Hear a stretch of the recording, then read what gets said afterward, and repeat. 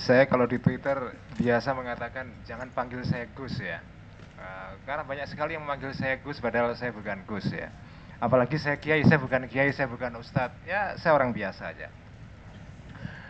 Uh, Orang biasa yang punya pendapat ya. Anda boleh setuju dengan pendapat saya, boleh tidak. Yang pertama soal tadi Mas Batik, oke. Terima kasih. Kalau terjadi kasus pernikahan beda agama ini kepada keluarga saya, apakah saya akan menyetujui atau tidak? Begini, kalau kita membahas suatu hukum ya, kita bedakan antara hukum itu sendiri sebagai suatu fakta hukum dengan bagaimana kalau itu terjadi pada kita secara individual. Karena boleh jadi misalnya kita mengatakan sesuatu itu boleh, tetapi kita misalnya kita tidak tidak suka menghadapi itu. Ya, contoh saja misalnya pare itu, buah pare itu kan halal, ya kan? Secara agama halal. Tapi saya nggak suka, kan bisa aja. Jadi jangan menjumbuhkan antara pembicaraan soal hukum dengan bagaimana kalau kita menghadapi itu. Sikap saya secara personal terhadap masalah ini itu masalah pribadi saya. Ya.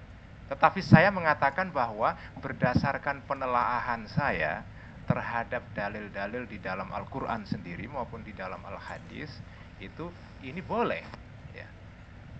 Perkara itu saya lakukan atau tidak itu perkara kedua karena hukum ya hukum. Ya, kita secara personal kita punya sikap yang lain. Tadi saya katakan ada makanan banyak yang halal, tapi beberapa saya nggak suka. Apakah kalau saya tidak suka buah pare misalnya atau apa, apakah berarti saya mengharamkan pare? Kan tidak. Jadi uh, harus dibedakan antara sikap personal dengan pembicaraan kita mengenai soal hukum. Seringkali saya ditanya mengenai masalah seperti ini ya. Ya begitu jawabannya. Ya, jadi harus dibedakan antara berbicara mengenai soal hukum dan bagaimana kalau itu terjadi kepada kita secara personal.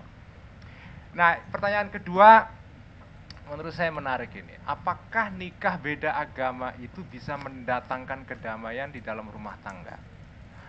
Saya punya banyak teman yang menikah beda agama.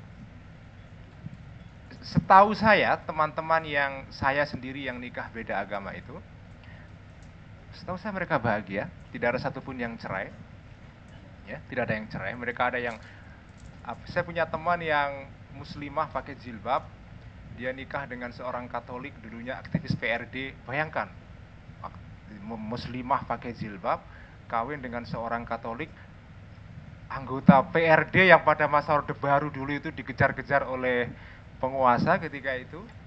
Sampai sekarang dia punya anak 4, perempuan semua, bahagia. Kalau istrinya pergi sholat id, suaminya mengantarkan istrinya ke masjid. Ketika suaminya Natalan, istrinya mengantarkan dia ke gereja. Jadi mereka sudah punya pemahaman yang dewasa tentang hubungan suami istri yang beda agama seperti itu. Makanya tadi saya katakan, nikah beda agama itu membutuhkan kedewasaan dan kematangan jiwa lebih besar daripada nikah biasa. Karena kalau Anda nikah biasa, itu persiapannya ya banyak, tapi tidak sebanyak kalau Anda nikah beda agama. Karena kalau nikah beda agama, Anda harus siap menghadapi perbedaan-perbedaan yang muncul dari persoalan iman ini. Nah, kalau Anda siap melakukan itu dan Anda memang betul-betul mencintai perempuan itu atau laki-laki itu, menurut saya boleh. Karena menurut Qur'annya sendiri boleh gitu loh. Menurut Qur'annya sendiri boleh. Tentu dalam penafsiran Mas Fahmi Salim, dia mengatakan tidak. Tetapi sekurang-kurangnya di dalam kasus laki-lakinya muslim dan perempuannya non muslim, itu Quran boleh. Quran boleh sekali gitu. Nah, tadi saya katakan MUI punya penafsiran sendiri yang menurut saya agak liberal atau bahkan liberal. Karena MUI mengharamkan dua-duanya. Dalam kasus nikah beda agama ini dua-duanya diharamkan. Saya bacakan ya, saya bacakan satu teks dari Fikih Hambali yang menurut saya menarik. Ini Fikih Hambali yang ditulis oleh Ibnu Qudamah dalam kitabnya Al-Mughni.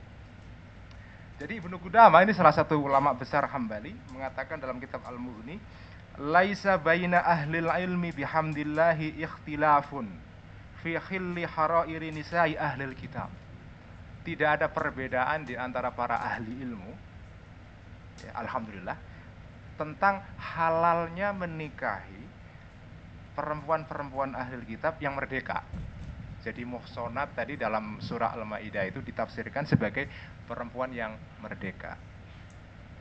Wa mimman ruwiya anhu dzalik, salah satu tokoh-tokoh dalam lingkungan sahabat yang berpendapat seperti ini ada Umar, ada Utsman. Memang Umar pernah, ini kejadian pernah, Sayyidina Umar khalifah kedua pernah melarang sahabat-sahabat untuk menikahi perempuan-perempuan ahlul kitab.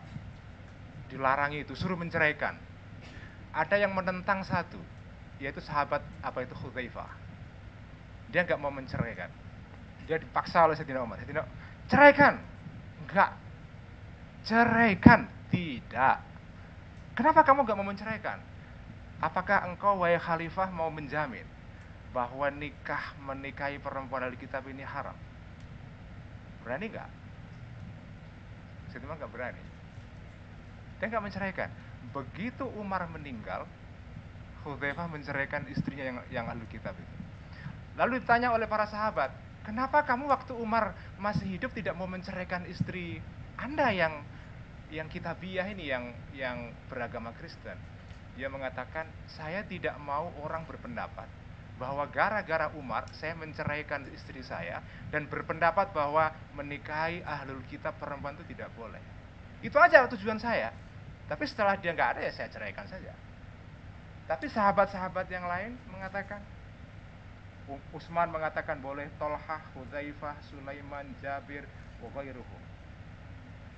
Kata Ibnul Mundzir, salah satu ulama dalam lingkungan Hambali juga, wala yasihhu an ahadin. Tidak pernah ada riwayat apapun dari seorang pun minal awail, dari para generasi awal Islam, maksudnya para sahabat dan para tabi'in, ya, annahu harrama dzalik. Annahu hurrima dzalik, bahwa itu diharamkan menikahi perempuan ahli kitab itu. Nah, memang ada salah satu tabi'in yang berpendapat itu haram, yaitu Mujahid dan Qatadah. Dua saja di antara para tabi'in yang berpendapat bahwa menikahi perempuan ahlul kitab itu diharamkan. Itu hanya dua, yaitu Qatadah dan Mujahid. Tapi para tabi'in dan sahabat yang lain mengatakan boleh. Tiba-tiba di abad 21 datang MUI,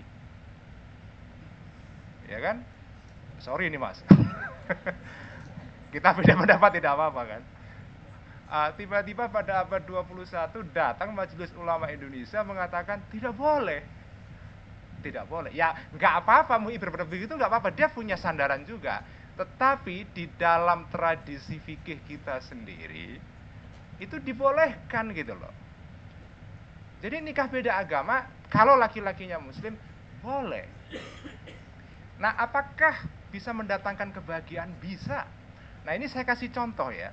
Menurut penelitian, ada seorang teman dari dosen IAI UIN Jakarta yang meraih S2. Tesisnya dia meneliti tentang kawin beda agama. Menarik, temuan empiriknya adalah kalau ibunya itu muslimah, laki-lakinya yang non muslim, itu kebanyakan justru anak-anak malah menjadi muslim. Dan suaminya ikut menjadi muslim. Bukan sebaliknya. Dan saya punya banyak teman-teman bule di Amerika, teman-teman Indonesia yang tinggal di Amerika, perempuan ya, kawin dengan bule laki-laki.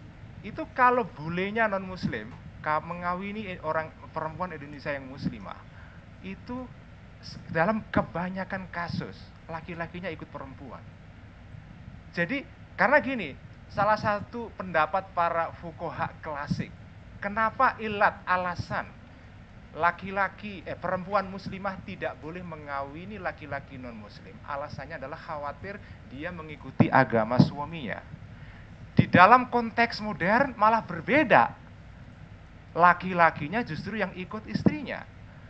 Banyak kasus saya saksikan, baik itu bule maupun non bule, itu begitu. Jadi laki-laki non-muslim justru malah lebih siap masuk ke Islam kalau laki-laki perempuannya non-muslimah. Ilatnya berbeda malah. Konteksnya berbeda. Nah, saya ingin menjawab sedikit Mas Fahmi tadi. Hukum dalam Islam itu pasti. Tergantung. Ada hukum yang pasti, ada yang tidak. Tidak semua hukum dalam Islam itu pasti. Imam Ghazali misalnya di dalam kitab Ihya Ulumuddin di dalam bab mengenai nikah mengatakan bahwa hukum nikah itu ada 5. Bukan 1. Nikah itu bisa halal, bisa wajib, bisa sunnah, bisa makruh, dan bisa halal. Bisa haram. Bisa haram. Jadi hukum itu ada yang elastis, ada yang rigid, ada yang kaku. Jadi tidak semua hukum dalam Islam itu pasti. Nah, dalam fikih Islam juga dikatakan bahwa hukum itu berubah sesuai dengan perubahan zaman dan waktu. Taghayyurul ahkam bi taghayyuril azminati wal amkan. Jadi hukum itu berubah sesuai dengan zaman dan waktu, dan banyak hukum-hukum yang berubah sesuai dengan zaman dan waktu. Banyak ulama dulu yang mengharamkan misalnya perempuan sekolah. Loh, jangan lupa loh, perempuan itu pendapat ulama yang mengatakan perempuan itu haram sekolah, bahkan haram belajar menulis, itu ada. Lalu tidak ada lagi. Sekarang ulama berbeda pendapat, sudah berubah pendapatnya. Sampai sekarang ini di Saudi perempuan menurut hukum agama Islam di sana diharamkan menyupir. Ulama yang lain mengatakan boleh menyupir. Hukum Islam tidak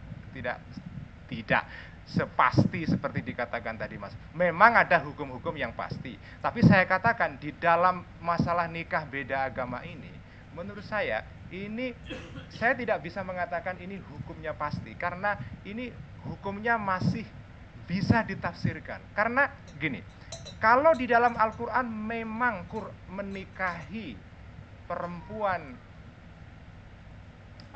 laki-laki non muslim itu, terutama yang ahlul kitab, diharamkan. Kenapa surah Al-Maidah tidak mengharamkan dua-duanya? Saya bacakan lagi surah Al-Maidah ya. Nah ini bunyinya. Wal muhsanatu minal mu'minat, dan orang-orang yang perempuan-perempuan yang terhormat di antara orang-orang yang beriman. Wal muhsanah, dan perempuan-perempuan yang terhormat minal ladzina utul kitab, di antara orang-orang yang diberikan Alkitab sebelum Islam. Idza ataitumuhunna ujurahun, jika kalian memberikan mereka upahnya, maksudnya mahar, muhsinina ghaira musafihin, dengan niat kalian menikahi mereka itu untuk mencapai ihsan, supaya tidak berzina, ghaira musafihin, seterusnya, itu boleh ya, boleh dinikahi. Kalau seandainya ayat ini misalnya jelas-jelas mau mengatakan bahwa laki-laki atau perempuan muslimah tidak boleh menikahi laki-laki non muslim, kenapa tidak dikatakan secara eksplisit? Kenapa didiamkan saja? Kenapa maskut anhu? Kenapa didiamkan? Itu pertanyaannya. Karena ini maskut anhu, tidak disebutkan secara eksplisit, maka terbuka kepada penafsiran. Terbuka kepada penafsiran. Nah, kalau misalnya dikembalikan kepada Al-Baqarah tadi itu,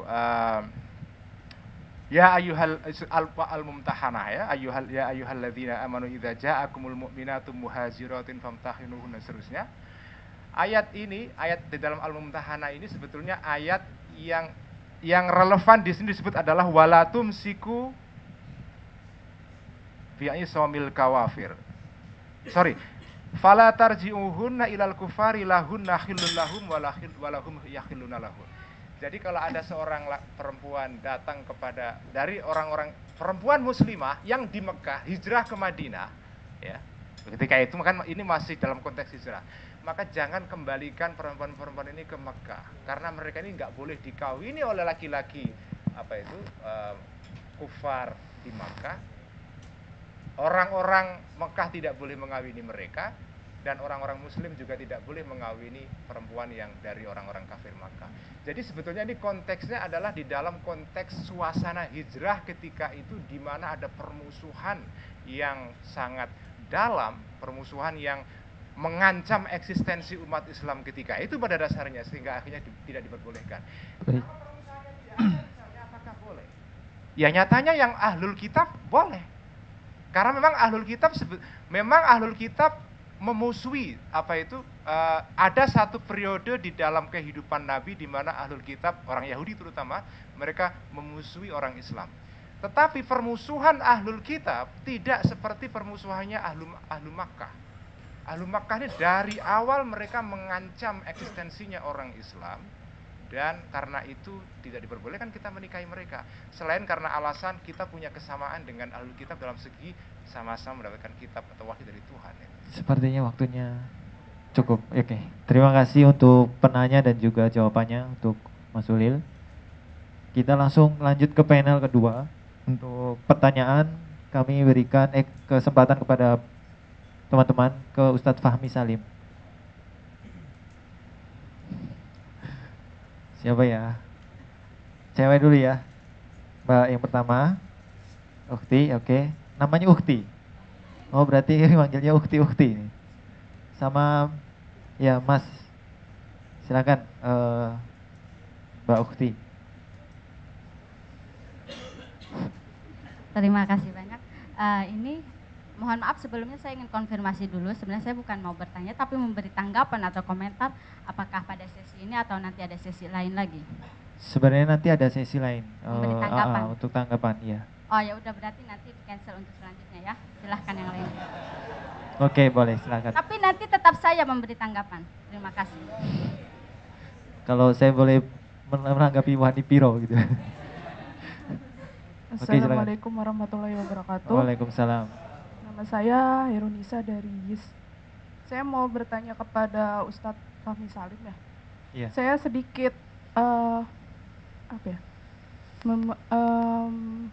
bertanya-tanya gitu. Sebenarnya dari tadi kan membahas tentang ahlul kitab dan yang disorot oleh Pak Ulil itu dari tadi adalah ahlul kitab. Padahal kita sendiri, saya berpikir apakah sebenarnya ahlul kitab saat ini, ahlul kitab yang disebutkan oleh Al-Quran, apakah sama dengan yang dimaksud dengan kaum Nasrani atau kaum Kristen yang ada pada saat ini? Padahal kan ya udah rahasia umum ya bahwa Bible atau kitab sucinya agama Kristen saat ini adalah hasil dari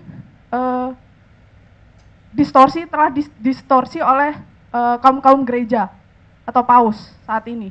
Dan jelas-jelas di Islam hanya mengakui kitab Injil, kitab Taurat, kitab Zabur, dan kitab Al-Quran yang benar-benar murni. Sedangkan kalau yang saya tahu ya, saya pernah ikut kajian itu adalah Bible saat ini sangat jauh berbeda, tidak semurni Injil yang dimaksud di Al-Quran. Ya udah, itu aja pertanyaannya.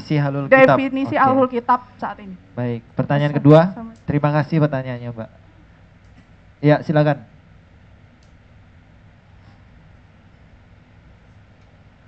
Singkat, padat, jelas.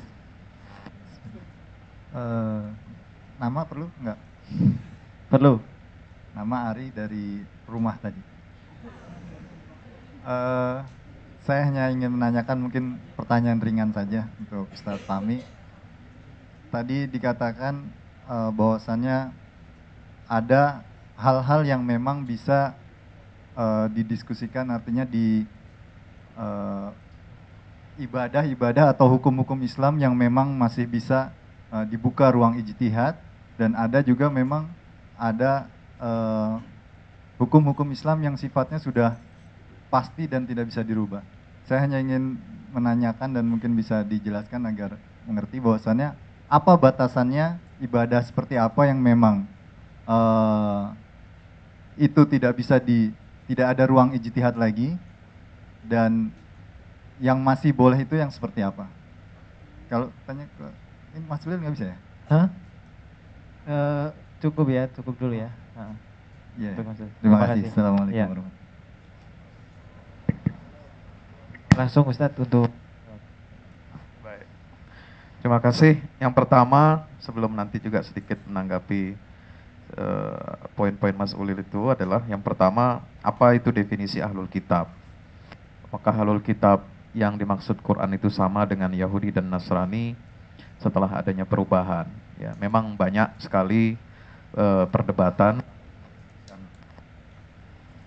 perselisihan ulama, tapi intinya sebenarnya ahlul kitab yang dijumpai di masa Rasulullah, ya, Yahudi dan Nasrani, yang menjadi khitab atau yang pembicaraan ketika Allah menurunkan ayat-ayat tentang ahlul kitab itu kan yang disasar ada yang jenis ahlul kitab yang masa lampau, yang masih bersih, yang masih belum ada distorsi, kemudian ada juga yang pasca itu yang sudah menyimpang dari ajaran Musa dan Isa juga menyasar kepada ahlul kitab yang dijumpai oleh Rasulullah di masyarakat Madinah. Ya, ketiga-tiga ini masuk dalam kategori ahlul kitab. Ya, dan ahlul kitab Yahudi Nasrani yang dijumpai oleh Rasulullah isi kitab. Ya, nah Yahudi Najran sampai minta mubahalah kepada Rasulullah minta mubahalah kepada mereka itu karena ditantang oleh Nabi karena Yahudi Najran Nasrani Najran ini memang sudah tidak asli, tidak orisinal. Nah, itu yang juga masih cakupan ahlul kitab. Yahudi Kainuka, Bani Quraiza dan Nadir juga seperti itu. Mereka sudah menyimpang dari ajaran Taurat, ya, dan kitab Tauratnya tidak lagi orisinil. Tapi tetap itu dicakupkan atau dimasukkan dalam cakupan ahlul kitab, ya. Ini menurut banyak jumhur ulama. Meskipun Imam Syafi'i membatasi ahlul kitab itu adalah yang keturunan Bani Israel, yang beragama Yahudi atau Kristen tapi dari etnis dari suku Bani Israel, ya. Itu yang pertama. Kemudian yang kedua adalah mengenai batasan ibadah, ya. Mana yang ada ruang ijtihad dan mana yang tidak ada. Jadi dalam ibadah mahdhah ini, saudara, itu hukum asalnya adalah al aslu fil ibadati at-tauqif wal ittiba. Hukum asal dalam beribadah adalah kita harus tunduk patuh pada rumusan-rumusan yang sudah baku. Tauqif. Kita mengikuti wahyu. Wal ittiba. Ya, jadi berhenti pada rumusan wahyu dan mengikuti saja. Ya, tidak ada kreasi-kreasi, ya, dari hasil olah pikir manusia dalam menciptakan bentuk-bentuk ibadah. Baik ibadah mahdhah seperti yang saya katakan tadi, sholat, puasa, zakat, haji, ya, maupun yang ibadah yang sifatnya juga sosial yang itu dirinci, ya, aturan-aturannya, regulasi-regulasinya. Di antara yang dirinci itu di dalam Quran, dalam syariat Islamnya adalah pernikahan, perkawinan. Yang dirinci lagi masalah talak, yang dirinci lagi masalah aurat, batasan aurat, ya, pakaian, ya, kemudian juga yang dirinci lagi masalah waris. Yang dirinci lagi masalah hudud, kisos, dan ada beberapa. Itu yang disebut dengan ahkam muqaddarah. Ya, yang ahkam muqaddarah ini tidak menerima perubahan hukum. Jadi kaidah yang disampaikan Mas Ulil tadi, taghayyurul ahkam, yajuz bitaghayyuril azminati wal amkina, itu tidak masuk dan tidak mencakup hukum-hukum yang sifatnya muqaddarah ini, yang sudah ada aturan-aturan rumusan-rumusannya. Ya. Sehingga para usuliyun, para ahli usul fikih memberikan penjelasan yang dimaksud dengan taghayyurul ahkam yang bisa berubah hukum itu kalau dia ada perubahan waktu, itu adalah al-ahkam al-mabniyati alal urfi wal adah. Itu kalau kita lihat dalam syarah usul fikihnya seperti itu yang disepakati oleh para ulama, ya. Dalam syarah majalah ahkam al-adliyah itu dijelaskan kaidah ini tidak serta-merta mencakup semua hukum, termasuk yang qot'i juga bisa berubah. Oh enggak. Ya, itu dalam kaidah usul fikih dijelaskan yang berubah itu adalah yang kalau dia berdasarkan uruf dan adat. Ya. Contoh yang bisa berubah ini adalah dalam banyak hal bidang muamalat. Jual beli, simpan menyimpan, sewa menyewa, ya.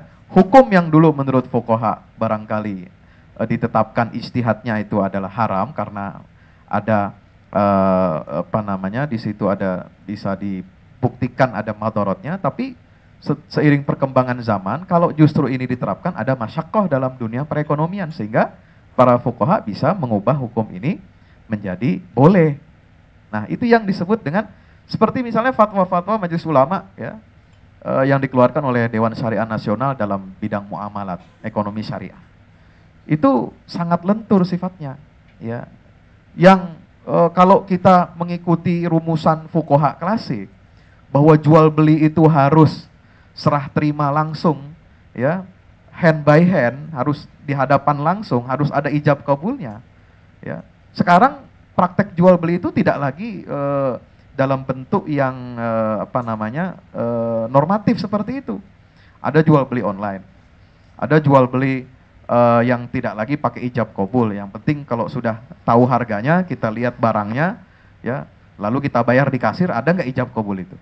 Kalau menurut rumusan fuqaha klasik itu mesti pakai saya beli ini dengan harga sekian, oke, saya terima. Itu mesti begitu. Tapi sekarang kan praktek itu tidak lalu dilanjutkan, ya. Nah, ini yang disebut dalam masalah taghayyurul ahkam itu yang mabniyah alal urfi wal adah, ya. Tapi kalau yang qat'iyah, ya, yang ada nasnya, ya, ma warada fihin nasu, yang mansus itu tidak bisa seenaknya kita bisa merubah-rubah itu. Karena itu ada rumusan kaidah la ijtihada fi mauridin nas atau fi ma waradan nas. Tidak boleh ada ijtihad yang bisa menganulir atau merubah-rubah hukum sesuatu yang sudah ada teksnya atau sudah mansus, sudah dinaskan. Sedikit masalah maskut anhu, ya. Kalau ada ini teori yang menurut saya yang baru saya dengar ini, ya, sehingga seolah-olah lalu bisa dikiaskan kenapa kalau ahlul kitab laki-laki muslim boleh mengawini wanita ahlul kitab, kenapa tidak sebaliknya dibolehkan? Karena itu tidak artinya didiamkan, ya. Sebenarnya kalau kita lihat ayat-ayat Quran, persoalan perkawinan ini sudah jelas dan tidak didiamkan, tidak dibiarkan mengambang. Ya, dua ayat yang disebutkan pertama dalam surah Al-Baqarah dan surah Al-Mumtahinah itu jelas larangan kawin beda agama, baik dengan musyrikin maupun ahlul kitab. Secara umum disebut dengan alladzina kafaru, orang-orang kafir, kufar. Ya, baik musyrikin dan ahlul kitab. Sehingga cakupan itu laki-laki muslim dengan musyrik, ya, atau muslimah dengan orang musyrik, ya, atau dengan muslimah dan di balik-balik itu tetap haram. Itu yang pertama. Yang kedua mengenai ahlul kitab, ya, hukum asalnya laki-laki muslim menikahi perempuan ahlul kitab itu hukum asalnya haram. Hukum asalnya haram. Ya, juga termasuk wanita muslimah kawin dengan laki-laki ahlul kitab. Hukum asalnya haram karena masuk dalam cakupan al-mumtahinah ini. Jadi itu yang disebut dengan sifat lafaz itu, ya, al-ibratu bi umumil lafzi la bi khususil sabab. Ya, karena itu cakupannya adalah fala tarji'uhunna ilal kufar. Ya, itu tidak boleh dikembalikan kepada orang-orang kafir yang itu mencakup umum musyrikin dan kitab, maka cakupan perkawinan muslimah dengan ahlul kitab ini masuk dalam cakupan yang umum itu. Nah, tapi dispensasi, ya, dispensasi kelonggaran dalam hal apa? Ya, laki-laki muslim boleh menikahi wanita ahlul kitab.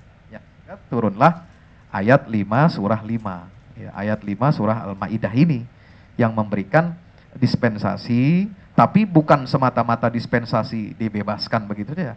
Ini dispensasi yang sebenarnya kalau kita perhatikan dengan teliti itu bersyarat. Ya, syaratnya apa? Syaratnya disebut dalam ayat Al-Maidah itu kan rangkaiannya itu ya ayyuhalladzina amanu. Mesti dia beriman. Imannya mesti kuat. Jangan cuma kuat nafsunya saja. Ya, imannya mesti kuat kalau mau melakukan perkawinan beda agama. Ya. Yang kedua ini konteksnya adalah untuk dakwah. Ya, menunjukkan Islam ini toleran kepada ahlul kitab, menghormati mereka bisa menjaga muruah orang ahlul kitab ini, laki-laki muslim, dia bisa karena dia punya doktrin dasar percaya kepada semua nabi dan rasul, Maka di situ ada titik temu dengan istrinya yang ahlul kitab. Ya, bahwa laki-laki muslim ini dia percaya kepada kenabiannya Nabi Isa alaihissalam, meskipun dalam rinciannya nanti ada perbedaan-perbedaan. Kalau yang ahlul kitab ini percayanya Isa bukan hanya sekedar nabi dan rasul, tapi juga sebagai Tuhan, bahkan anak Tuhan, begitu. Nah, ini ada menunjukkan tasamuh. Ya, ada tujuannya adalah untuk menarik dia masuk Islam. Ya, case yang tadi disebutkan memang menarik tadi, ya, apa namanya, yang tadi disampaikan itu bahwa yang dikhawatirkan justru, ya, kata Buya Hamka itu, apakah bisa laki-laki muslim ini yang menikah dengan ahlul kitab, dia tidak kuat imannya, tidak punya semangat, spirit dakwahnya juga nggak ada, pokoknya asal kawin, asal seneng, asal enak gitu ya, ya, asal keren, ya kan, wah kawin nih sama bule gitu, kawin sama Kristen, Yahudi dan sebagainya, ya, nggak ada sama sekali nilai dakwahnya, ya, ini dipertanyakan, ya, ini juga menjadi satu PR besar sehingga harus ada syarat-syarat itu, ya. Nah, pertanyaan berikutnya, kenapa Majelis Ulama kemudian secara umum dan mutlak mengharamkannya? Ya, sekali lagi MUI tidak berpanduan kepada kaidah liberal. Itu yang jelas. Karena fatwa tentang liberalisme dari MUI sudah jelas, tidak boleh diikuti dan haram. Masa MUI melanggar fatwanya sendiri? Nah, pertama. Yang kedua, kaidah saddu dzara'i bukan kaidah liberal. Ya, kaidah saddu dzara'i itu untuk menolak kemafsadatan, kemadharatan. Dan menolak kemafsadatan itu diakui dalam struktur hukum jurisprudensi Islam. Jadi misalnya hukum yang boleh, yang dibolehkan itu nanti bisa dalam ijtihad fuqaha, karena dia statusnya boleh, itu bisa dilihat mana mafsadatnya, mana maslahatnya. Apakah maslahatnya lebih banyak? Apakah madaratnya jauh lebih banyak? Ya, tergantung. Nanti kalau maslahatnya dia lebih banyak, maka dia statusnya bisa tetap boleh. Ya, kalau madaratnya dirasakan ada dan itu madaratnya itu mutahaqiqah, bukan mauhumah, bukan yang sifatnya asumtif, spekulatif, tapi real, waqi', maka ini bisa meningkat karena hukum boleh ini dalam usul fikih itu dia terbuka kepada kemungkinan jadi halal ataupun jadi haram. Ya. Seperti misalnya tadi, ya, Mas Ulil kan membolehkan kawin beda agama, ya. Tapi dia sendiri nggak mau. Ya kan? Karena tidak semua makanan saya masuk, begitu kira-kira analoginya, kiasnya. Ya, sama dengan ada orang yang punya darah tinggi, ya dia tidak makan kambing. Padahal kambing itu halal, ya kan? Nah, ini juga bisa membuktikan bahwa, saudara, dalam hal ini, itulah fleksibilitas hukum Islam ini. Seperti misalnya ada ulama seperti Muhammad Abduh, ya. Katanya Muhammad Abduh ini mengharamkan poligami. Enggak benar mengharamkan. Mengharamkan secara nas enggak mungkin. Karena nasnya jelas-jelas membolehkan. Ya, ini terlepas soal sentimen perempuan. Yang jelas membolehkan. Tidak ada ulama yang berani mengharamkan karena tidak ada nas yang mengharamkan. Kenapa? Poligami di masa Abduh ketika dia menjadi qadhi di Mesir itu dilarang. Dilarangnya bukan karena pertimbangan melanggar teks, tapi ditimbang maslahat dan madaratnya. Terjadi banyak perselisihan rumah tangga, ya, perkelahian antara anak ibu yang satu dengan anak ibu yang lain, ya, ada ketidakadilan. Nah, ini lalu kemudian untuk menutupi mafsadat itu, ya, seorang hakim, seorang qadhi boleh mengambil kebijakan ijtihad hukum untuk melarang sementara. Ya, bukan berarti menganulir hukumnya. Oh, ini yang jadi halal kok dijadiin haram? Enggak begitu konstruksi hukum Islamnya gitu. Ya, sama dengan Umar bin Khattab. Ya, dia pernah dulu menghentikan sementara hukuman hudud bagi pencuri. Dia menghentikan hukuman menerima zakat bagi mu'allaf. Mu'allaf itu tidak menganulir, ya. Karena tidak mungkin ayat Quran yang sudah jelas-jelas membolehkan lalu dianulir hukumnya jadi haram. Ini untuk meneliti, seorang mujtahid itu meneliti tahqiqul manat. Ada nggak syarat-syarat itu dipenuhi apa enggak? Nah, ini juga kasus pernikahan ini seperti ini. Jadi, majelis ulama melihat ada madarat yang real, yang waqi kalau pintu ini dibuka lebar-lebar. Ya, dalam hal laki-laki muslim menikahi wanita ahlul kitab. Karena anak-anak itu diasuh oleh ibunya. Agama anak-anak sangat berpotensi karena dia diasuh oleh ibunya akan mengikuti agama ibunya ini. Dan catatan akhir, tidak semua Mas Ulil orang yang kawin beda agama lalu semua damai, tentrem, ayem gitu ya. Ada banyak contoh juga yang cerai. Padahal sudah lama puluhan tahun kawin. Jamal Mirdad cerai juga. Ya kan? Jadi ini ngambil contohnya yang menguntungkan beliau aja ini. Ya. Jamal Mirdad, kemudian apa mentalis itu yang suka apa? Deddy Corbuzier akhirnya cerai juga itu. Nah, itu beda agama, istrinya itu muslim itu. Nah, Deddy Corbuzier Kristen dan sebaliknya Jamal Mirdad muslim, Lydia Kandaunya kan Kristen. Jadi harus ada contoh lain lah, saya kira di luar konteks. Halo, ini suaranya mic-nya kalah ini.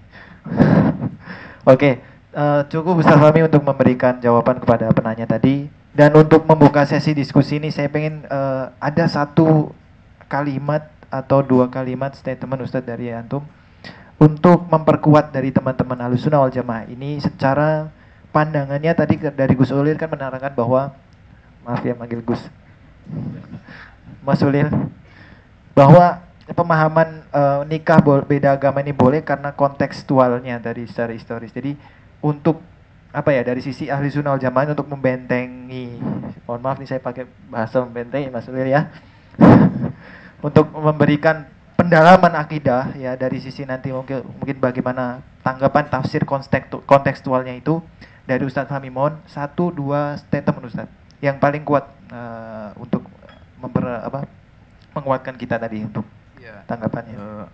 Kalau kita lihat itu yang membolehkan ini kan mazhabnya biasanya pakai tafsir kontekstualisasi. Ya, selalu mengaitkan ayat dengan konteks. Ya, sebenarnya itu sudah tercover dalam asbabun nuzul, dalam tapi apa namanya, kita mesti lihat ya kontekstualisasi ini. Kalau memang perkawinan beda agama itu dilarang ya oleh ayat Quran karena alasan satu konflik perang, satu lagi bilang mengatakan oh alasannya itu karena jumlah umat Islam masih sedikit. Ya, ini kan itu namanya masuk asumsi-asumsi, praduga-praduga, subjektivitas. Ada relativitas sejarah yang ini menurut saya kalau seperti itu sifatnya, maka tidak ada makna semantik ayat yang tetap. Ya, ini yang pertama. Jadi kemudian yang kedua, kalau perkawinan beda agama itu dibolehkan hanya karena sekarang kita sudah berdamai. Kalau dulu konflik perang maka itu diharamkan ya. Kemudian kalau damai kita boleh. Ya, dalam sejarah Islam saya kira jelas, walaupun umat Islam ada perjanjian damai dengan non muslim, dengan ahlul kitab ya, tetap fuqaha nggak ada yang bergeser pendapatnya. Lalu kemudian menghalalkan atau membuka pintu, ayo umat Islam silakan kalian kawinlah beda agama. Nggak ada. Padahal sejarah kita kan jelas, tidak semua setiap waktu perang. Ya, tidak setiap waktu dalam situasi yang konflik. Ya, ada atau tidak ada perang salib ya dengan Kristen, ada atau tidak ada penjajahan Zionis terhadap Palestina, ya, hukum itu dari dulu sampai sekarang diamalkan, ya, itu tetap haram.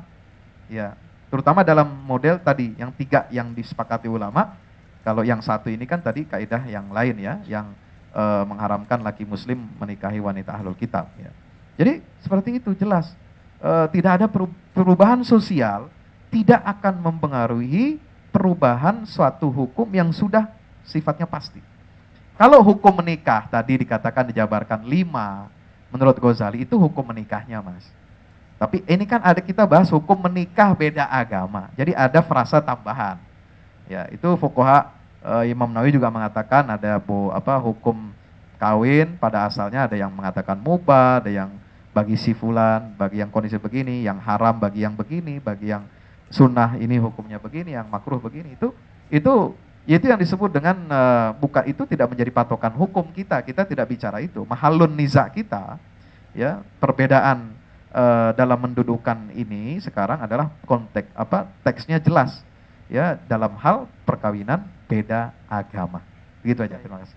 Terima kasih Ustaz Fahmi memberikan tadi ya tentang statement untuk penguatan kita masing-masing buat teman-teman di sini, bahwa memang kalau bahasa gampangnya ini secara holistik nggak boleh masing-masing gitu Ustaz ya, secara integral untuk bisa memahami ayat, bahwa ayat yang satu dengan yang lain itu ya syuddu ba'lum ba'llah, jadi saling menopang. Jadi kalau tadi Mas Ulil kan mungkin menjelaskannya atau konteksnya 1, 2, 3 ada ayat utama, ada juga ayat percabangan. Nah, sekarang saya ingin ada tanggapan juga deh untuk Mas Ulil. Ini kan kaidah menafsirkan ayat dan juga untuk menjelaskan syarahnya itu memang ada dan sudah diutarakan oleh Ustadz Fahmi tadi. Nah, karena memang Mas Ulil tadi juga menurut saya gitu kan beberapa kali memberikan tanggapan, bagaimana tanggapan Mas Ulil sendiri kepada metode tafsir atau metode cara untuk menjabarkan ayat yang kaidah-kaidahnya sudah diyakini oleh Ahlussunnah wal Jamaah maupun secara culture atau kultural warga Nahdlatul Ulama. Mungkin bisa disampaikan oleh Mas Ulil tanggapannya. Silakan. Terima kasih. Kalau kita berpendapat ya terkait dengan hukum Islam itu memang seharusnya kita berbicara itu saya berpendapat.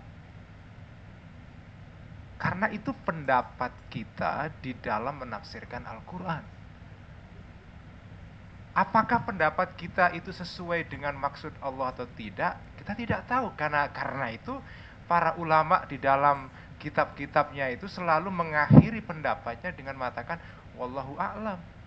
Wallahu a'lamu bissawab. Karena pendapat saya memang bukan pendapat Allah itu. Kalau ada orang merasa bahwa dirinya itu bisa menjadi jubir Allah itu, wah itu keren banget itu. Kalau jubirnya Jokowi nggak apa-apa. Jubirnya Allah itu menurut saya agak mengerikan itu, karena tidak ada orang yang bisa menjadi jubir Allah.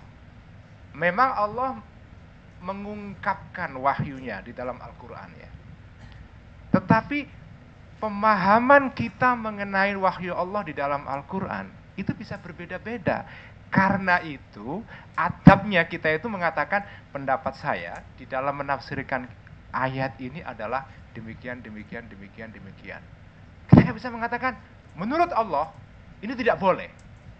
Itu menurut saya itu berlebihan.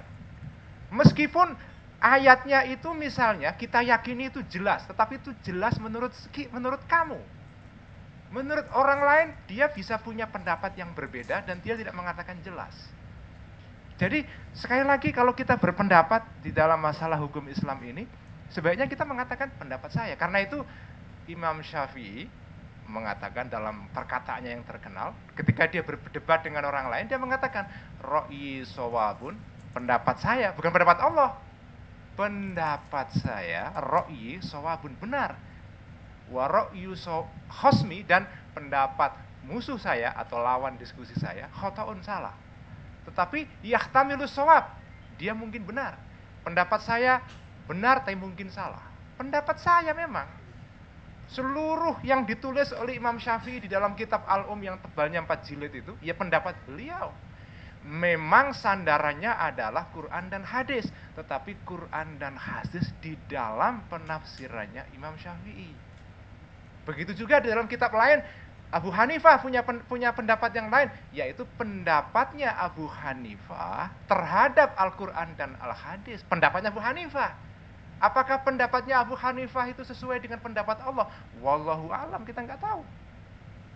Itu adabnya kita, ya, adabnya kita di dalam berpendapat seperti itu. Makanya saya selalu bilang pendapat saya menurut, ya memang begitu. Ulama dulu juga begitu. Kalau sekarang tiba-tiba ada orang merasa sebagai jubir Allah, ya monggo saja. Tapi menurut saya itu tindakan yang agak nekat itu. Nekat itu. Saya ingin tanggapi sedikit soal Ahlul Kitab ya. Apakah Ahlul Kitab yang sekarang ini sama dengan ahlul kitab yang dulu. Nah, ini isu yang seringkali dibicarakan dan pendapatnya tadi dikatakan oleh Mas Fahmi Salim ya. Jawaban standar dari kalangan yang melarang nikah beda agama adalah, dan ini sebenarnya di fikih juga ada. Imam Syafi'i di dalam kitab mengatakan bahwa ahlul kitab yang sekarang ini pada dasarnya bukan ahlul kitab yang dulu. Mungkin beda karena mereka datang setelah kitab Injil dan Taurat itu didistorsi. Begini, kalau kita telaah sejarah penyusunan doktrin Trinitas di dalam Kristen, ya, doktrin Trinitas di dalam Kristen itu sudah selesai di dalam Konsili Nikea yang pertama. Yang pertama, ya, itu abad ketiga, 325. Itu Konsili Nikea yang pertama. Di dalam Konsili Nikea yang pertama itu konsili itu semacam kayak muktamar, bukan muktamar NU ini, tapi muktamar para uskup-uskup sedunia ketika itu, muktamar alami gitu. Mereka kumpul di Nikea, di kota Nikea, di pusat kekuasaannya Romawi ketika itu. Mereka merumuskan bagaimana ini perbedaan pendapat, perbedaan doktrin di kalangan sekte-sekte Kristen. Kemudian mereka berkumpul dalam satu konsili yang disebut dengan Konsili Nikea yang pertama pada abad keempat Masehi. Itu sudah selesai. Kitab Quran, kitab Injil, Torah itu dituliskan, itu selesai dirumuskan sebagai sebagai Injil yang kita baca sekarang. Ada Injil 4 itu Injil kanonik itu sudah selesai ditulis sebelum Islam datang. Jadi kalau Anda bilang mereka yang ikut Kristen dan sekarang ini tidak mengikuti Kristen yang asli yang mana? Pada saat Nabi orang Kristen ya seperti itu sudah. Doktrinnya Trinitas, kitab Injilnya ya seperti yang dibaca oleh orang Kristen sekarang itu. Ada Injil Lukas, Matius, Yohanes, Markus. Ya udah itu sudah ada semua. Jadi ketika Quran mengatakan wal muhsanatu minal mu'minati wal muhsanatu minal ladzina utul kitab min qablikum, itu yang dimaksud ya orang-orang Kristen yang sudah punya doktrin Trinitas sesuai dengan Konsili Nikea itu, dan kitab Alkitabnya ya seperti Alkitab yang kita baca sekarang. Jadi dan para sahabat itu yang menikahi orang Kristen banyak sampai sahabat Hudzaifah disuruh menceraikan tidak mau oleh Sayyidina Umar. Banyak gitu loh. Jadi menurut saya tafsiran bahwa ahlul kitab yang sekarang itu bukan seperti ahlul kitab yang dulu, itu menurut saya agak kurang tepat. Saya kurang setuju. Anda boleh beda dengan saya, tapi jawaban saya begitu. Jadi jawaban saya adalah ahlul kitab yang sekarang ini maupun pada zaman Nabi itu mengikuti kitab dan doktrin Trinitas seperti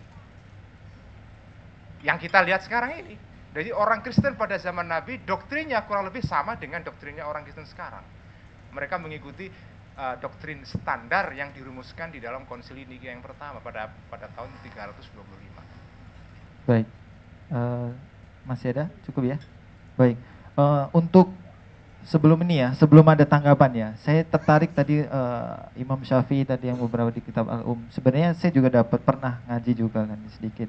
Imam Syafi'i juga sendiri pernah menyatakan nih, saya tulis nih, jika seorang wanita memeluk Islam atau dilahirkan dalam keluarga Muslim atau salah seorang dari orang tuanya memeluk Islam ketika ia belum balik, maka semua laki-laki musyrik, baik ahli kitab maupun animisme, haram menikahinya dalam keadaan apapun. Ini pun diterangkan di dalam kitab itu.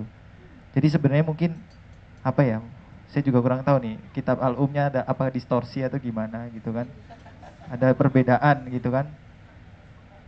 Yang nas atau teks yang tadi Anda kutip itu Mas, itu tidak terkait dengan pembicaraan kita.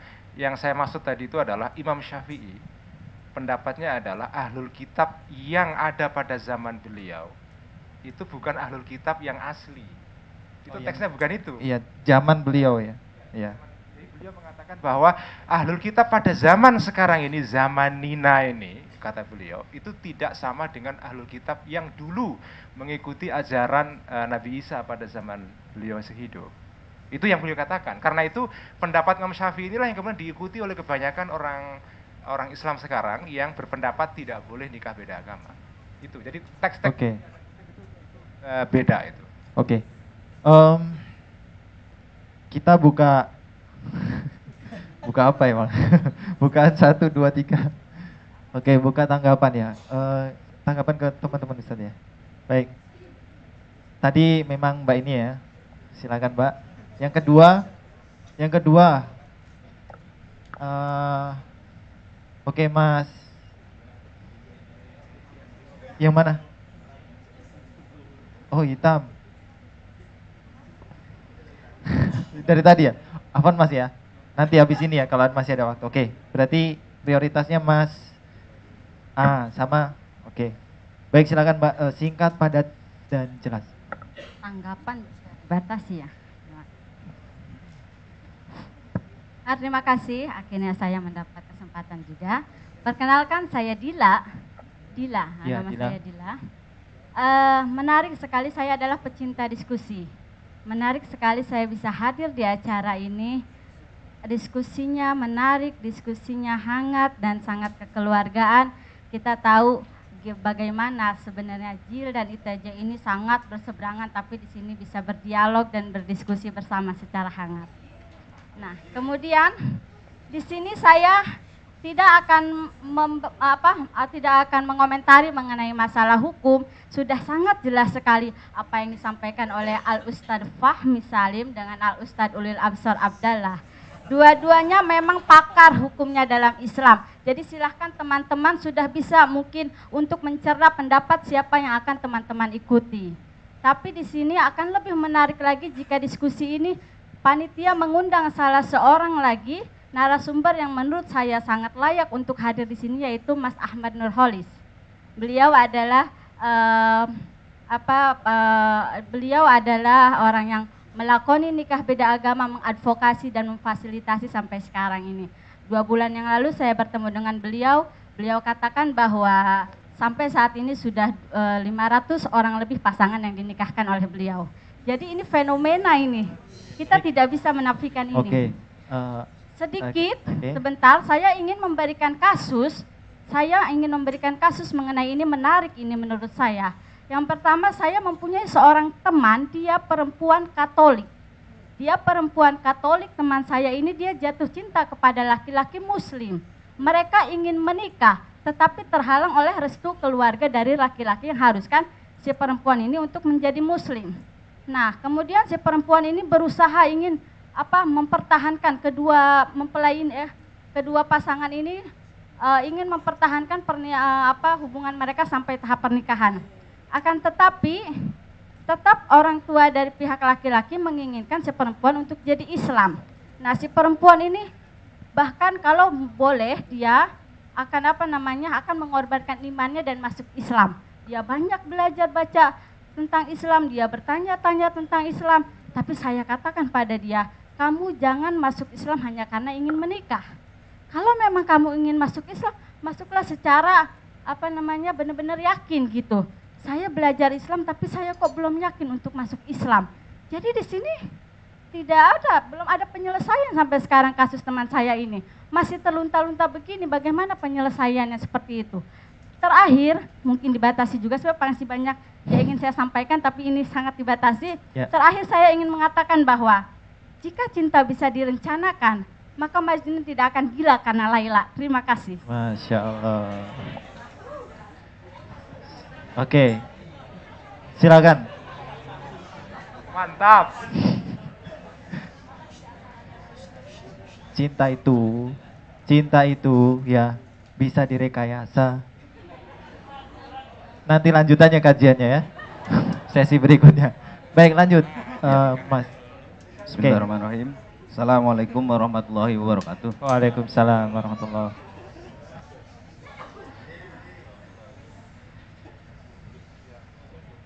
Mungkin tadi harusnya masuknya sesi pertanyaan ya, karena saya tidak ini jadi masuk tanggapan. sesi tanggapan, tapi isinya sebenarnya pertanyaan. Oh gitu. Tadi mungkin saya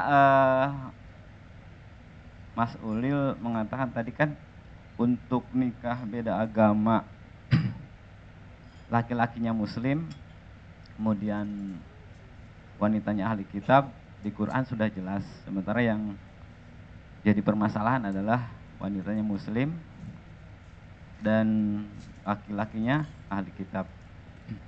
Tadi alasan Mas Ulil pertama adalah masalah darurat yang mungkin disebabkan oleh cinta tadi. Pertanyaan saya tadi yang ingin diutarakan sebenarnya, apakah sebegitu daruratnya kita untuk suatu pernikahan sehingga kita harus mengorbankan akidah kita, sementara kita tadi kan untuk menikahi wanita ahli kitab juga kita mencari yang muhsanat, yang ahsan. Apalagi kalau misalkan kayaknya stok muslim itu kan masih banyak mungkin ya. Masih banyak gitu. Termasuk walaupun yang 1/4, tapi kayaknya masih banyak gitu. Oke. Nah, terus kalau itu masalah darurat, kemudian yang kedua adalah masalah cinta. Mungkin kita tahu bahwa cinta walaupun misalkan tadi kita mengutip bisa direkayasa, dan cinta juga kan mungkin sesuatu yang bersifat jiwa ya. Di mana jiwa bisa berubah. Kalau tidak salah, seorang gadis itu harus menurut ketika orang tuanya menikahkan atau sudah menunjuk calon suami. Beda dengan seorang janda yang harus ditanya setuju atau tidak. Sehingga kenapa istilahnya Siti Nurbaya itu pernikahannya sah? Karena seperti itu, secara hukum kan sah. Oke. Dan itu mungkin kebaikan dari orang tua untuk memilihkan calon yang baik menurut sesuai dengan kehendak orang tua, sesuai dengan apa yang ingin mereka lakukan. Sudah. Oke, terima kasih. Mungkin tunggu. Oke, tunggu bentar. Ini tanggapan dulu aja ya, karena pertanyaannya sudah saya tulis tadi tentang ke Mas Ulil. Atau mau dijawab Mas Ulil, tapi singkat Mas Ulil. Tanggapan dulu deh.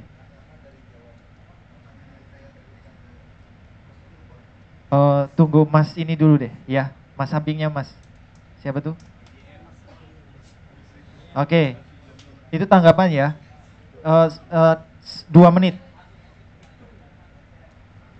Iya. Oke. Oke. Terima kasih. Silakan Mas. Oke, bismillahirrahmanirrahim. Nama Assalamualaikum warahmatullahi wabarakatuh. Waalaikumsalam. Nama saya Dusri Mulyadi. Dari pembicaraan ini dari awal yang dapat saya tangkap adalah pertama mengenai menikah, masalah nikah beda agama.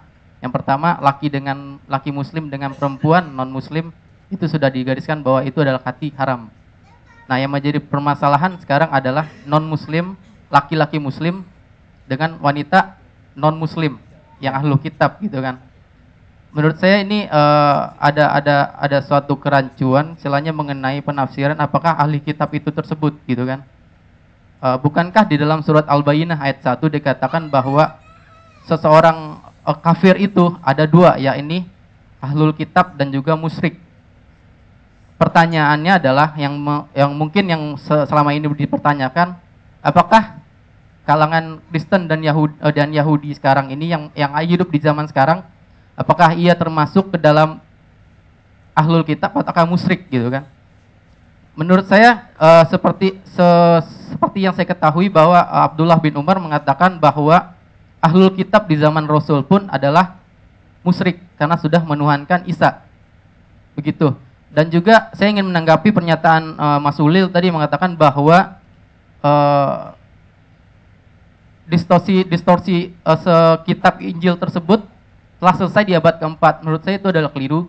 Kenapa? Karena konsili Nikia pertama itu ada kelanjutannya, konsili Nikia kedua, dan konsili Roma. Kemudian kitab-kitab Injil pun sampai saat ini masih mengalami perubahan. Bisa diambil contoh, babi. Dalam Injil ada pelarangan makan babi, kemudian berubah menjadi dilarang makan babi hutan. Apakah babi dengan babi hutan itu sama?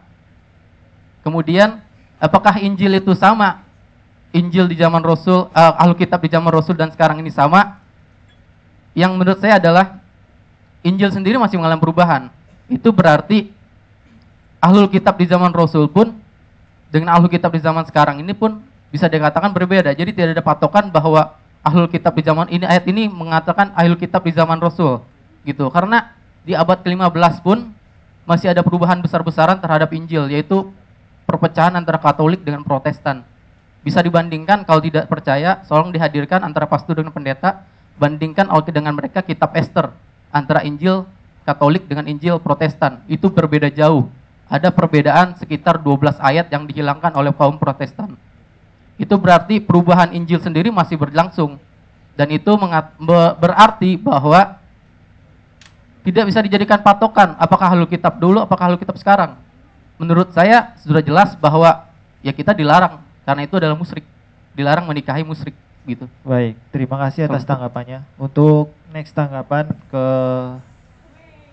ini waktunya masih ada sih. Boleh deh, Mas. Ya gimana? Kita masih punya waktu yang cukup banyak. Masih cukup banyak ya? Masih cukup banyak, jadi Oke. silahkan aja. Tunggu. Alokasikan waktunya. Tadi Mas kan udah. Saya mau memberikan tanggapan Oke. dari jawaban yang apa tadi atas Oke. Ya, 2 menit ya. Ya, silakan. Gus Ulil inginkan bahwa forum ini seperti yang Mbak Dila tadi katakan penuh dengan keakraban, tolong dilupakan adanya sebuah romantisme KIH ya di depan itu. Jadi, sorry. Oke Mas, ayo Mas, Jadi, fokus ke. Jadi saya ingin memberikan statement bahwa tolong yang tegas selayaknya seorang cerdik pandai dan ilmuwan dalam memberikan sebuah statement. Tadi jawabannya itu sangat normatif gitu kan. Tidak tegas oleh wali wasallam.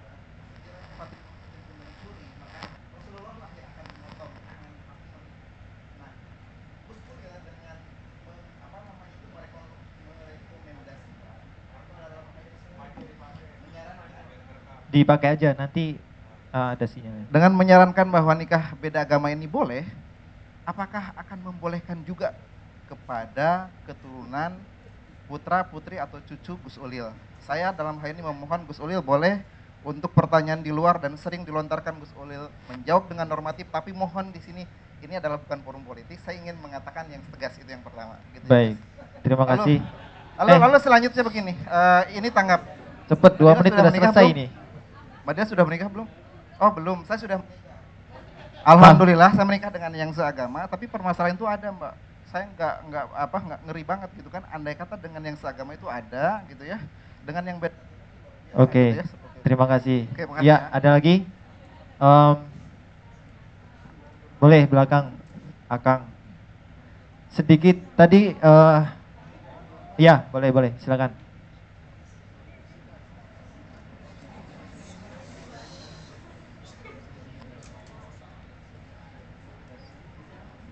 Ini saya batasin juga ini. Oke, Iya. silakan. Assalamualaikum warahmatullahi wabarakatuh. Waalaikumsalam. Saya akun saya bukan Abid Sabit. Oke, tadi saya terus terang datangnya terlambat, terus datang sudah kok. Saya sudah nonton rekaman sesi Mas Ulil tadi ya. Ada banyak hal yang ingin saya juga bingung mulai dari mana. Yang pertama, saya bingung kadang-kadang orang Islam liberal selalu bilang dirinya kontekstualis, tapi kok giliran ketemu ayat yang enak kayaknya literalis tiba-tiba gitu ya. Selalu bicara masalah kontekstual, tapi konteksnya ya pilih-pilih saja. Misalnya ketika dikatakan ahli kitab, boleh kita menikahi wanita ahli kitab, kenapa nggak ditelusuri ahli kitab itu seperti apa dulu gitu ya. Oke, tadi sebenarnya sudah agak dijawab sedikit. Tadi dikatakan bahwa ahli kitab dalam zaman dulu, zaman sekarang sama aja. Karena setelah konsili Nisea, Trinitas itu sudah beres gitu ya. Tapi patokannya adalah pada Bible. Saya nggak nyebut Injil ya, pada Bible. Nah, kalau patokannya pada Bible, justru saya melihat fenomenanya sebenarnya penafsiran orang-orang Yahudi dan Nasrani itu kan berubah terus sampai sekarang. Dan itu kan diperjuangkan oleh Jill.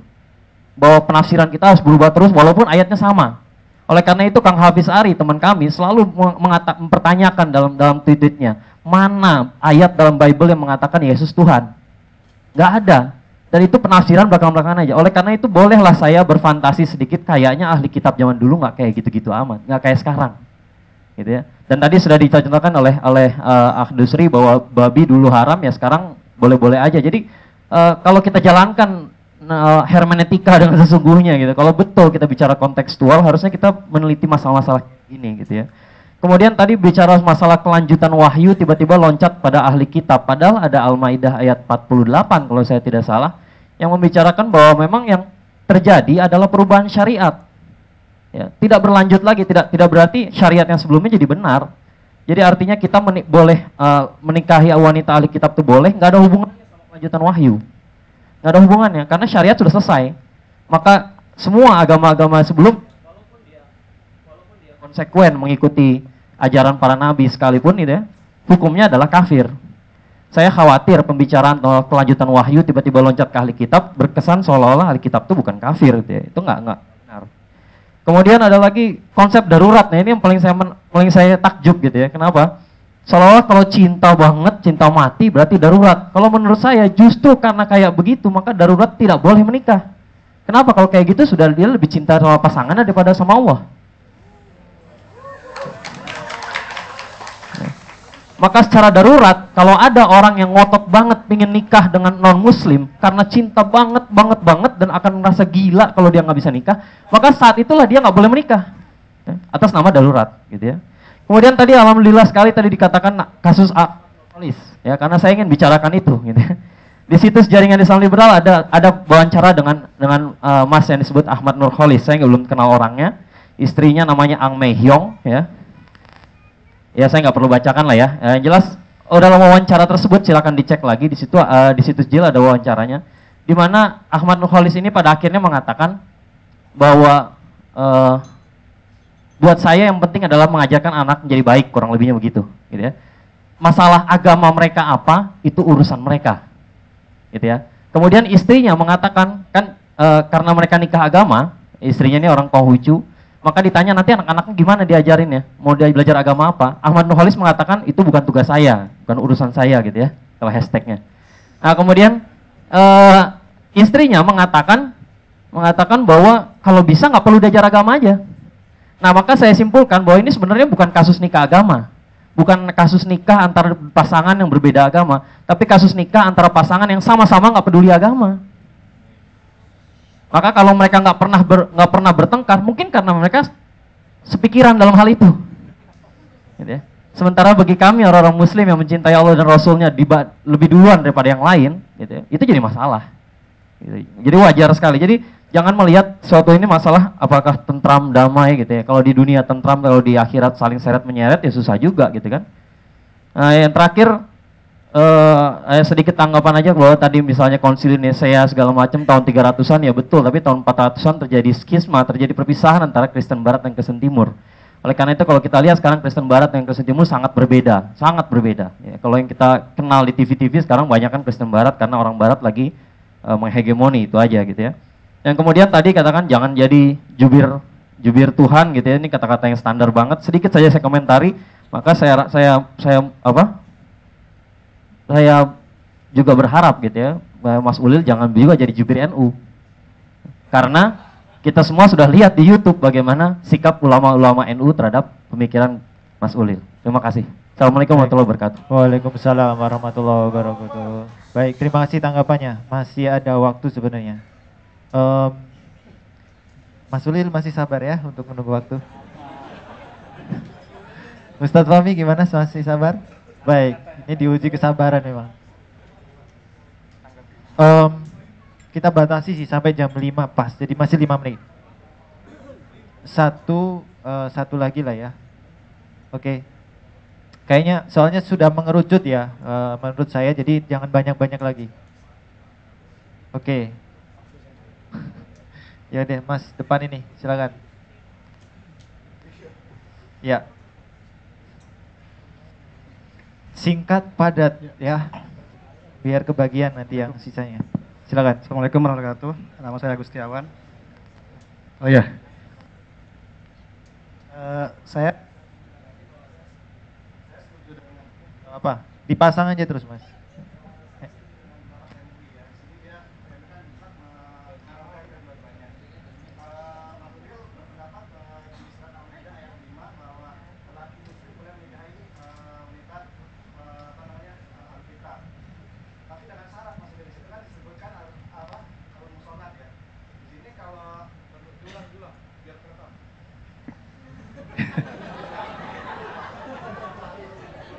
Ya, bahwa syarat seorang laki muslim untuk menikahi non muslim ahlul kitab itu harus al muhsanat. Di situ kan ada syarat gitu loh, bahwa menurut Ibnu Abbas itu harus suci dan tidak suci lah. Tadi Mas Ulil bilang katanya tidak murahan dan sebagainya. Maka dari sini ada jaminan mana gitu loh bahwa wanita-wanita ahlul kitab itu suci semua gitu loh. Padahal berdasarkan data aja 60% SMP itu udah melakukan hubungan gitu loh. Artinya dari sini tertutup ya, sulit sekali apakah perlu tes keperawanan gitu loh untuk membolehkan bahwa dia boleh nikah atau enggak gitu loh. Di sini akan muncul kebingungan bahwa untuk menerapkan standar di sini. Maka saya setuju dengan pendapat MUI di sini gitu. Dan yang kedua ada lagi surat At-Tahrim ayat 6 bahwa kita harus mengajak ku anfusikum ahlikum naro gitu kan.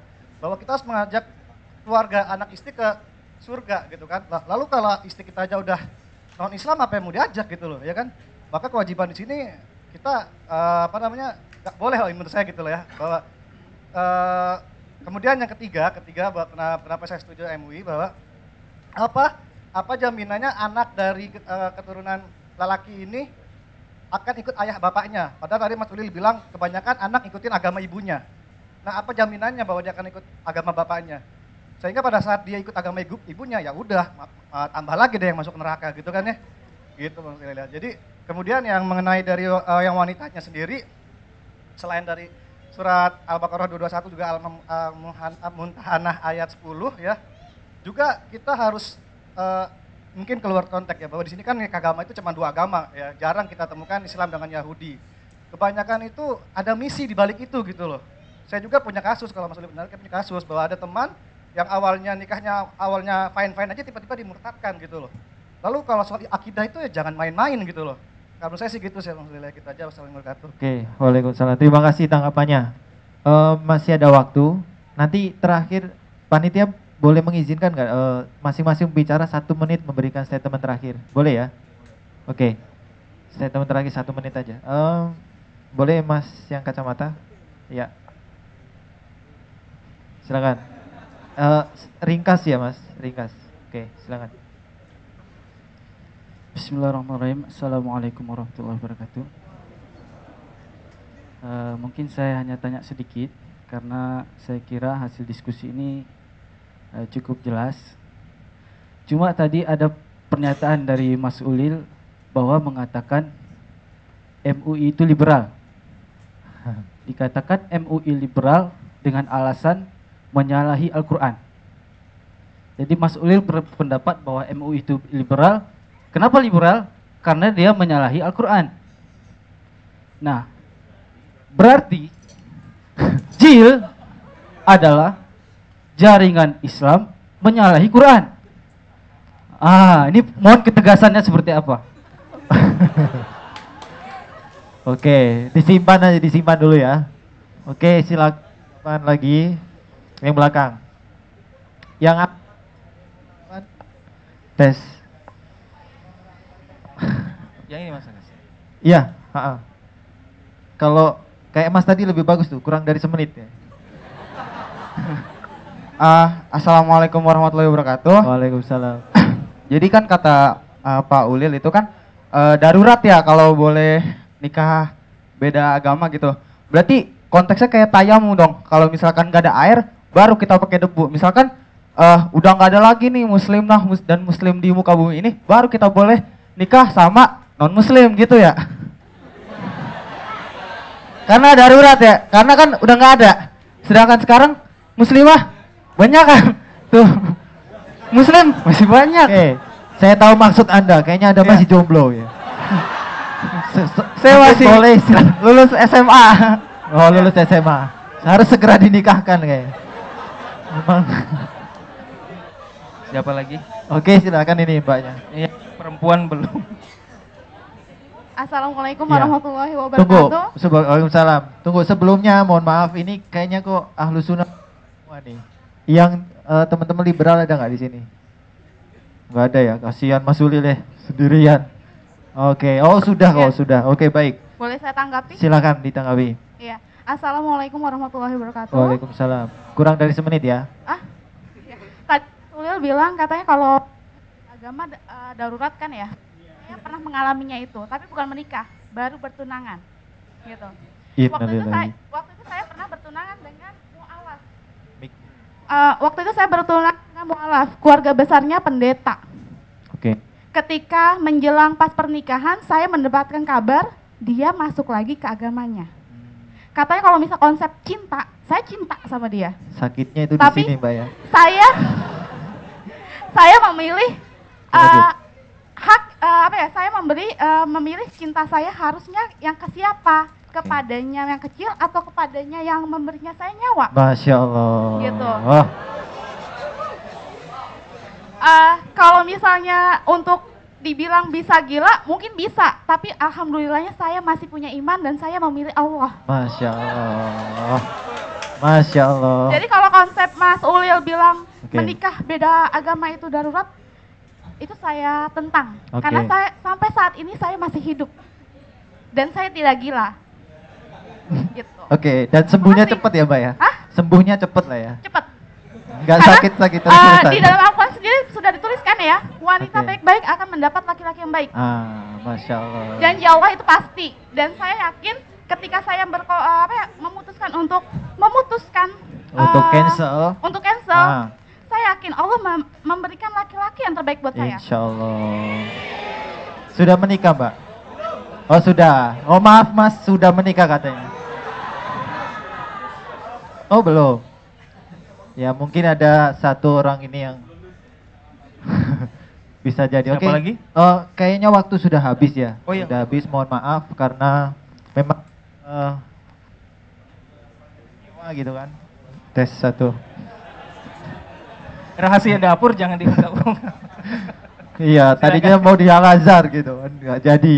Gimana nih, kasihan Ustadz Fahmi ditolak. Baik, baik. Alhamdulillah diskusi kita sudah sampai pada klimaksnya. Saya kira kesimpulannya juga sudah sangat bagus dari beberapa tanggapan ya. Saya hanya ingin menekankan sedikit bahwa kita dapat pesan dari Allah Subhanahu wa taala dalam surat dalam Al-Qur'an, a'udzubillahi minasyaitonirrajim. Qul in kuntum tuhibbunallaha fattabi'uni yuhibbukumullah. Jadi apapun yang kita akan laksanakan, setidaknya seharusnya memang sebagai seorang muslim kita memiliki landasan yang kuat dalam memandang mana yang harus diteladani. Ya kan, Rasulullah meneladankan dengan mungkin tadi yang disampaikan oleh salah satu ikhwan kita, bahwa kalau Fatimah melanggar akan saya sendiri yang potong. Tapi Gus Ulil berbeda pendapat tentang itu karena pengandaiannya ke makanan nih. Kalau makanan kayaknya nggak hubungan sama akidah nih Mas. Tapi kalau nikah memang agak berat ya. Masa yo cinta sama Allah dikorbankan hanya karena cinta pada manusia, ya kan? Yang fana expirednya kekal. Orang intelektual juga, kita juga harus memposisikan bahwa diskusi ini memang kita ini lawan bicara. Lawan bicara itu saling melengkapi. Kita tahu mana yang baik dan mana yang buruk untuk ya, kalau yang baik dicontoh, kalau yang buruk memang untuk dihindari. Sehingga alhamdulillah pada hari ini insya Allah diskusi ini sudah sangat sesuai dengan goals yang diberikan oleh panitia, dan juga Mas Ulil bersedia datang ke sini juga sangat kita hormati ya sebagai seorang intelektual. Terima kasih Mas Ulil. Dan juga kepada Ustadz Fahmi Salim. Jadi beliau juga sudah memaparkan dengan jelas ayat-ayatnya, deskripsinya. Untuk lebih jelasnya lagi mungkin akan ada lanjutan, dan juga mungkin teman-teman YIS dan Tan Fajil perlu juga mungkin ada resume yang secara akademik dan juga mungkin keilmuannya. Nah untuk ini Mas mau ngacung mau ngapain? Oh iya, oke. Oh gitu. Gimana nih Mas? Karyawan ini.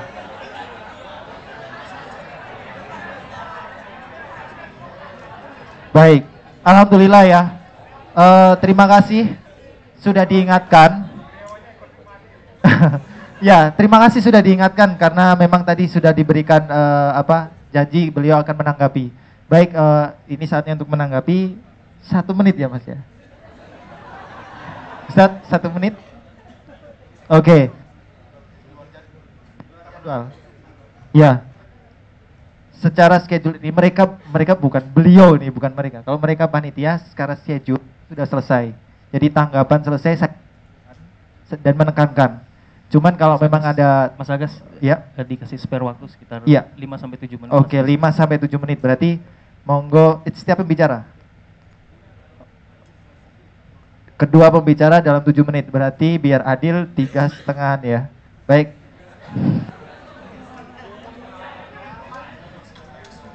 Ini baik. Oke, silakan Mas Ulil menanggapi, nanti ditutup oleh Ustadz Fahmi. Saya menangkap seluruh poin yang disampaikan oleh teman-teman di sini yang menanggapi saya. Saya tahu Anda semua kontra terhadap pendapat saya. Ya, saya tahu. Tapi saya datang ke sini bukan untuk mengimankan kalian. Supaya Anda setuju dengan saya, berubah pendapat, tidak. Saya di sini hanya menawarkan suatu perspektif yang berbeda.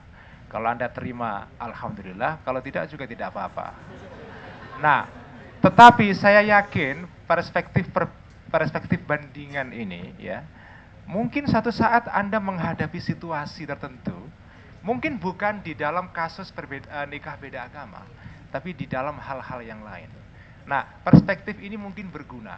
Jadi perspektif yang melihat hukum itu secara kontekstual, secara situasional, itu adalah perspektif yang di dalam tradisi hukum kita ada. Ya, saya nggak mengatakan itu adalah penafsiran liberal, tapi itu penafsiran yang ada di dalam hukum agama. Tidak semua hukum di dalam agama sifatnya pasti. Kalau mencuri dipotong tangannya, ya itu dalam kasus mencuri. Tapi di dalam aspek-aspek yang lain ada hukum-hukum yang Nabi sendiri meninggalkannya tanpa dijelaskan. Ya. Karena itu Nabi pernah mengatakan di dalam hadisnya, Innallaha harrama asya'a fala tudayyi'uha fala tantahikuha wa halala asya'a fala tuharrimuha wa taraka asya'a rahmatan bikum. Allah itu menghalalkan banyak hal, mengharamkan banyak hal juga. Tapi juga mendiamkan beberapa hal yang lain sebagai cara untuk memberikan rahmat pada kalian. Di dalam kasus nikah beda agama ini, yang dijelaskan secara eksplisit adalah perempuan laki-laki muslim boleh menikahi ahlul kitab. Itu eksplisitnya. Yang tidak eksplisit, bagaimana sebaliknya? Perempuan muslimah menikahi ahlul kitab yang laki-laki boleh nggak? Tidak dijelaskan dalam Al-Quran.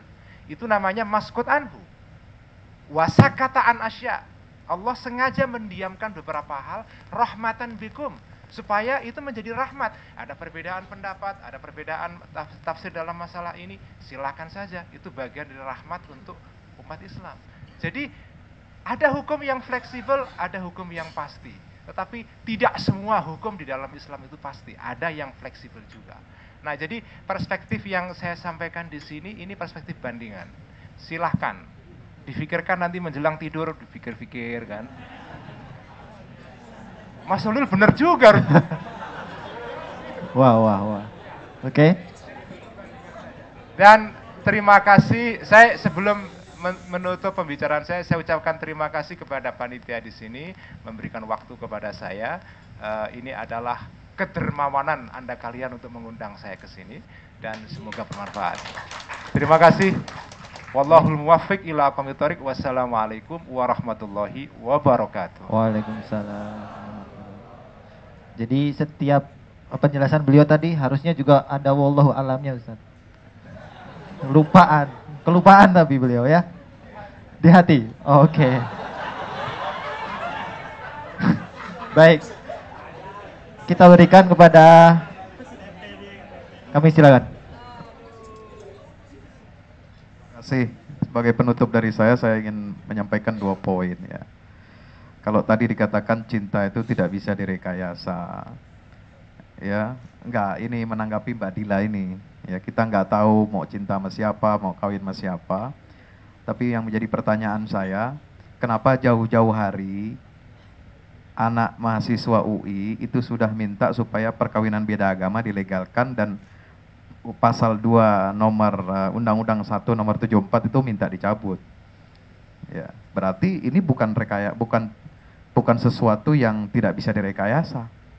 Justru ada bentuk rekayasa bagaimana supaya perkawinan beda agama itu dilegalkan. Dan kayaknya emang sudah niat gitu, mau kawin beda agama gitu. Ini yang pertama, ya. Yang kedua, ya saya kalau Mas Ulil tadi menegaskan ulang tentang Maskut Anhu, saya juga ingin menegaskan lagi. Jadi sebenarnya itu recycling saja, ya. Apa yang sudah dijelaskan, lalu kemudian saya juga ingin supaya kita tidak bimbang, ya, persoalan ini sudah jelas, itu bukan Maskut Anhu, sudah ada ayatnya di Baqarah, kemudian dilengkapi lagi dengan Mumtahanah 10, cuma lalu diberi dispensasi dalam surat 5 ayat 5 itu untuk laki-laki muslim menikah dengan ahlul kitab. Itu pun dengan segala macam penafsiran dan perbedaan-perbedaan fuqaha. Tapi intinya bahwa hukum Islam ini tidak bisa kemudian kita melakukan tawar-menawar, ya. Ya, saya kira itu poinnya, tawar-menawar, lalu kemudian menyatakan ini adalah situasional, ya, kontekstual dan sebagainya. Saya kira Muslim yang baik itu memang teguh dia memegang worldview-nya, ya, dalam memandang non-Muslim. Kemudian bagaimana hubungan sosial yang baik, ya, dalam menerapkan toleransi, kerukunan beragama, tetapi tidak mesti dia lalu dengan alasan toleransi dia melakukan perkawinan beda agama. Ilustrasi yang disampaikan Muhammad Nasir sangat menarik. Kalau ada tetangga saya Kristiani minjam bangku untuk hajatan kawinan anaknya, saya pasti akan pinjamkan. Itulah toleransi. Tapi kalau ada tetangga saya yang Kristiani datang ke rumah saya, mau ngelamar anak saya yang muslim, oh itu tidak bisa, itu bukan toleransi namanya. Jadi saya kira itu sudah sangat jelas. Terima kasih. Assalamualaikum warahmatullahi wabarakatuh. Waalaikumsalam. Baik, untuk menutup, nah panitia dari tadi udah ngode, Mas lihat layar katanya gitu. Ini kodenya bisa dilihat nih, layar ada gambar sepeda. Di situ roda yang depan ini ibaratkan adalah laki-laki, roda belakang adalah pasangan kita. Nah, sepeda ini adalah rumah tangga atau pernikahan teman-teman. Nah, di sana agama diibaratkan sebagai stang atau setirnya, directionnya. Kalau dalam sebuah kajian saya pernah dapatkan, orang beriman itu setiap melakukan kegiatan di kehidupannya memang membawa pesan dari balik kematiannya. Karena innalladzina amanu wa amilus sholih, beramal soleh itu memang landasannya iman. Jadi kalau memang sudah berbeda iman itu agak-agak konslet nih pemahamannya, seperti yang sudah diterangkan oleh Ustadz kita tadi. Jadi iman itu ada di stangnya, religion. Nah ini pesan dari kita semua bahwa memang harus sinergi antara roda depan dan belakang. Ibaratkan kalau roda belakang ini ke Surabaya, satunya ke Bandung, nyambung nggak nih? Nggak nyambung ya. Oret. Baik, mungkin itu yang bisa saya sampaikan. Karena sekali lagi sebagai intelektual muda seluruhnya di sini, sebagai seorang intelektual muda muslim tentunya kita tetap harus cerdas memaknai sebuah perspektif dan juga tawaran-tawaran dari konsep-konsep yang lain, termasuk dari liberal, juga mungkin nanti dari selain liberal. Ini masih banyak sekali dalam konteks masalah yang sama-sama perlu mendapatkan porsi perhatian. Nah, terima kasih, mungkin itu dari saya sebagai moderator. Apabila selama memandu teman-teman di sini ada yang kurang dan lebih, mohon maaf, terutama teman-teman yang tadi bertanya, mungkin saya agak bercandain ya, biarnya suasananya. Tapi semua itu memang dalam rangka untuk baik, untuk kebaikan bersama. Baik, terima kasih. Saya tutup dengan bacaan hamdalah.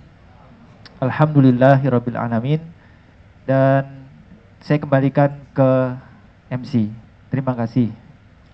Terima kasih kepada saudara moderator dan para pembicara yang telah menyampaikan dua perspektif yang berbeda terkait dengan pernikahan beda agama. Saya harap semua peserta yang hadir di sini bisa terpuaskan rasa ingin tahunya, dan harapan kita setelah dari sini yang jomblo-jomblo ini segera menikah gitu ya. Termasuk mas moderatornya gitu.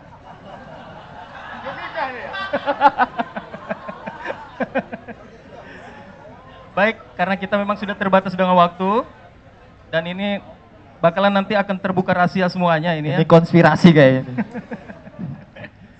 Kita akhiri acara diskusi kita ini dengan pembacaan doa yang akan dibawakan oleh Mas Aska. Silakan Mas Aska ke depan.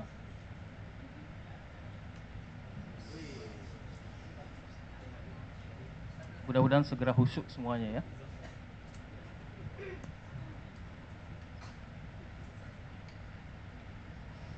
Assalamualaikum warahmatullahi wabarakatuh. Bismillahirrahmanirrahim. Alhamdulillahirabbil alamin, hamdan syakiran hamdan naimin, hamdan yu'afi ammahu wa yukafi'u mazidah. Ya Rabbana lakal hamdu kama yanbaghi li jalali wajhikal karimi wa 'azimi sultanik. Allahumma shalli ala Muhammad wa ala ali Muhammad kama shallaita ala Ibrahim wa ala ali Ibrahim, wa barik ala Muhammad wa ala ali Muhammad kama barakta ala ali Ibrahim wa ala ali Ibrahim fil alamin innaka Hamidum Majid. Rabbana la tuzigh qulubana ba'da idh hadaitana wa hab lana min ladunka rahmatan innaka antal wahhab. Allahumma inna nas'aluka salamatan fid din wa afiyatan fil jasad wa ziyadatan fil ilmi wa barakatan fil rizqi wa taubatan qabla maut wa rahmatan indal maut wa maghfiratan ba'da maut. Allahumma hawwin 'alaina fi sakaratil maut wa najatan minan nar wa afwan dari syarr. Allahumma arina al-haqqa haqqan warzuqna ittiba'ah wa arina al-batila batila warzuqna ijtinabah. Rabbana Allahumma inna nas'aluka bi kulli ismin huwa lak sammaita bihi nafsak aw anzaltahu fi kitabik aw 'allamtahu ahadan min khalqik anta jalal qur'ana rabi'a qulubina. Rabbana atina fid dunya hasanah wa fil akhirati hasanah wa qina adzabannar. Walhamdulillahirabbil alamin. Assalamualaikum warahmatullahi wabarakatuh. Baik, peserta diskusi sekalian, demikianlah acara kita dari siang tadi sampai sore hari ini. Harapan kita adalah kebiasaan-kebiasaan seperti ini, berdiskusi, berbicara secara terbuka, ini akan lebih mendewasakan kita untuk melihat perspektif segala masalah yang terjadi di tengah-tengah masyarakat kita. Kita sebagai umat Islam seringkali disudutkan dengan opini-opini negatif bahwa umat Islam tidak bisa berdiskusi, selalu mengandalkan kekerasan. Acara kali ini sebagai bukti bahwa kita para pemuda Islam tidak seperti itu. Allahu Akbar. Kita akhiri bila taufiq wal hidayah. Wassalamualaikum warahmatullahi wabarakatuh.